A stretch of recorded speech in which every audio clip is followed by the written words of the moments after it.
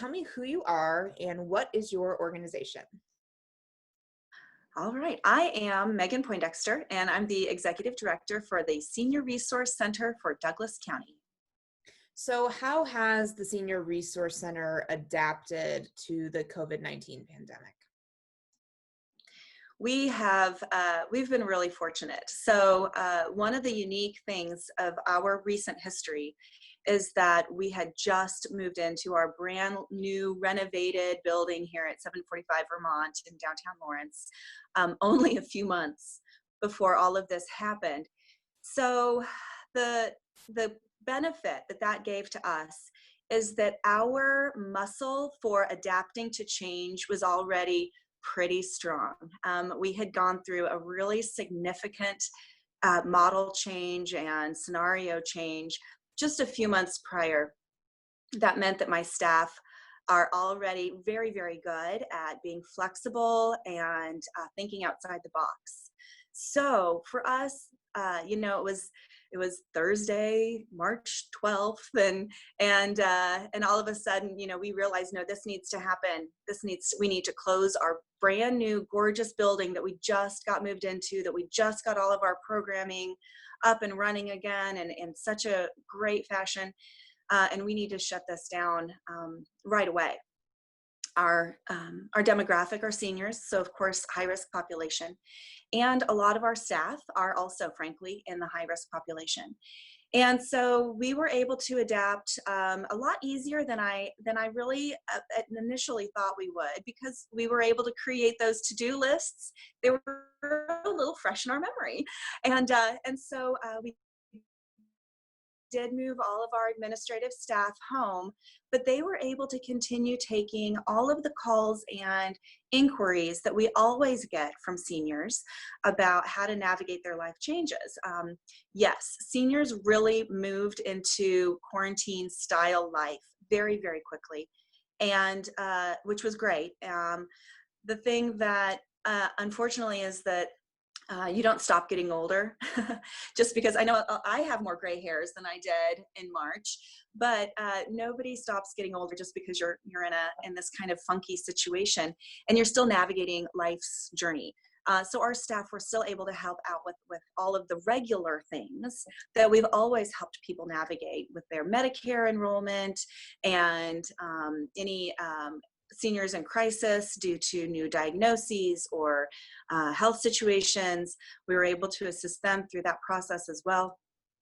The things that we changed really revolved around making sure that seniors still had access to their necessary medical care and groceries, their nutrition. That was the thing that was new and different, and it turned out to be a very, very wonderful experience.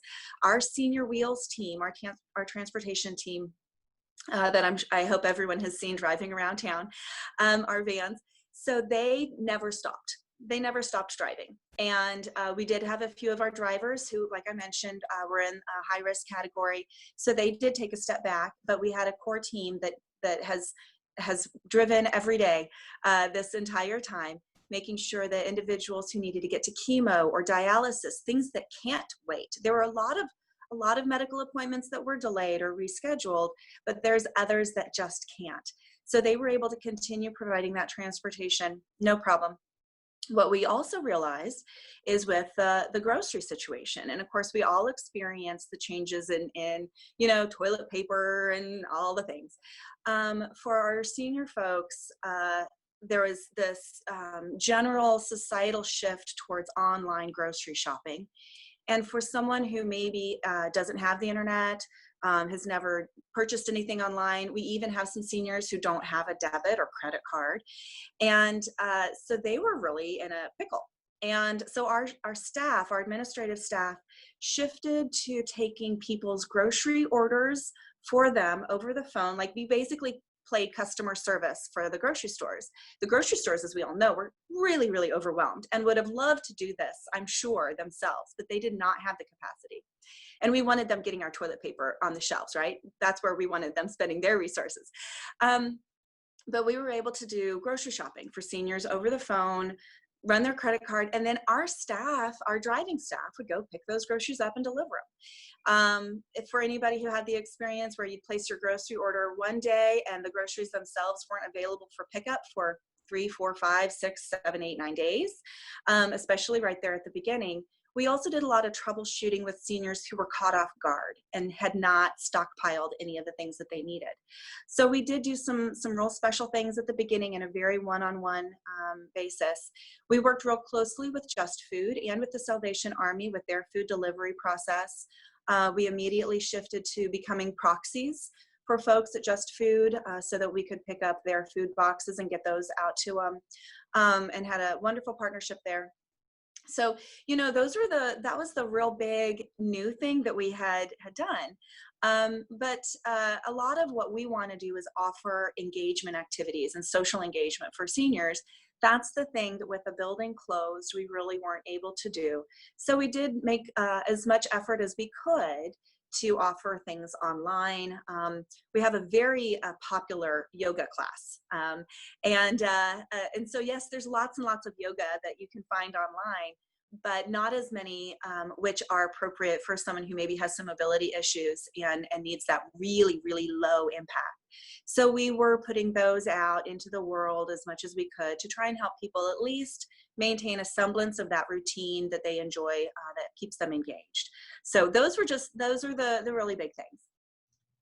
So, how can people support the Senior Resource Center right now and in the future?